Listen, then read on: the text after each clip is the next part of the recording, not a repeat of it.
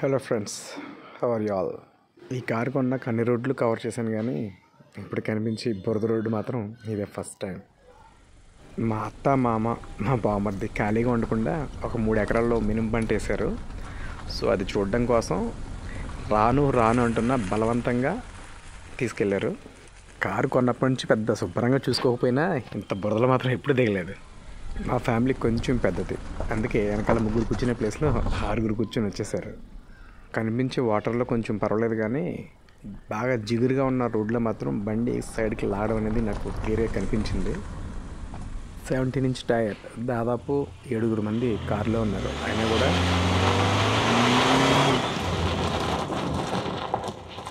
Tyre ఎంత role అవుతుందో తెలుస్తుందా? సాఫీగా సాగిపోయే ప్రయాణాలు అలవాటైన మనకి ఇది కొంచెం టఫ్ రోడ్ అనమాట. వర్షాలు పడి దాదాపు మినిమం చాలా డిస్టర్బ్ అయింది. కరెక్ట్గా 2 రోజుల్లో కోస్తామనగా తుఫాన్ ఎఫెక్ట్ వల్ల వర్షాలు రావడం, కాయ తాగడం అనేది జరిగింది.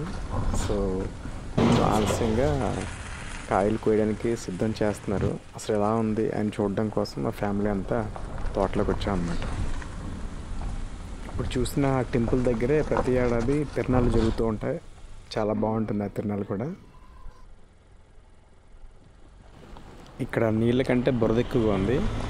ఈ జిగురు రోడ్లు జిగురునట్టు అవడం వల్ల టైర్ చాలా రోల్ అయింది.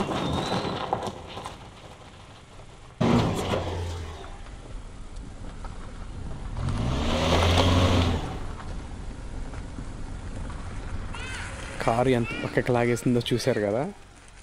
ఈ రోడ్డు చాలా దారుణంగా ఉంది. ఈ రోడ్డు ఎలా ఉందంటే ఎందుకంటే ప్రమాదకరమైన రోడ్లు ఎలా ఉంటుందో ఊహించుకోవచ్చు. ఇంటి దగ్గర నుంచి ఇది 1.5 కిలోమీటర్న్నర దూరం ఉంటుంది.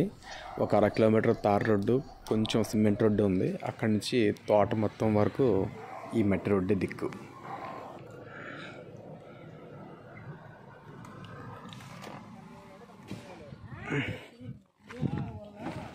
కార్ పాడైపోతుంది అని నా బాధ తప్ప నా బాధ పడుచుకునే నాదురు మాత్రం అక్కడ ఎవ్వరూ లేరు.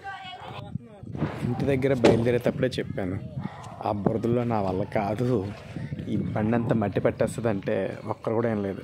మా అత్తయ్య అయితే ఎంత బురదైనా పర్లేదు, ట్యాప్ పెట్టి నేను కడిగిస్తాను అన్నది. అన్నంత ఈజీగా మాత్రం లేదు, ఎందుకంటే కింద చాసెస్ వరకు టూ మచ్గా ఆ బురద పట్టేసింది. నెమ్మదిగా కడుక్కోవాలి, చేసేదేముంది. ఎంతో రఫ్ రోడ్లు కూడా చాలా బాగా డ్రైవ్ చేయగలిగింది, కానీ ఈ బురదలో మాత్రం కొంచెం జారింది. కారుకి బురద అయితే అంటుకుంది, కానీ ఆ పొలం చూసిన తర్వాత చాలా హ్యాపీ అనిపించింది. పంట బాగా వచ్చింది. ఒక 4 రోజుల్లో పంట కోసేస్తారనమాట. ఎలా ఉంది ఈ బురద రోడ్డు ప్రయాణం?